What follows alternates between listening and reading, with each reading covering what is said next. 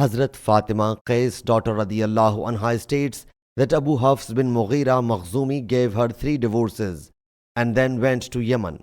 His family said to Hazrat Fatima, "We do not owe you your maintenance." Hazrat Khalid bin Walid, accompanied by some people, came to visit Allah's Apostle sallallahu alaihi wasallam in Hazrat Maimuna's house and submitted, "Abu Hafs has given his wife 3 divorces.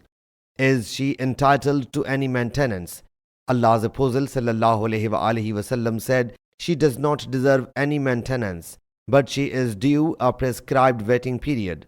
And he sallallahu alaihi wasallam sent that woman a message, "You should not marry without consulting me," and then commanded her to spend the waiting period in Sharik's house. Later, he sallallahu alaihi wasallam sent her message that the first emigrants frequently comes to Sharik's house, so she should spend the waiting period in the house of Ibn Maktoum, the blind, for he will not see her when she will take off her dupatta. So she went to Hazrat Ibn Maktoum. When her waiting period had completed, Allah's Apostle sallallahu alaihi wasallam married her to Hazrat Usama bin Zaid radiyallahu anhu. Sahih Muslim Hadees number 3684.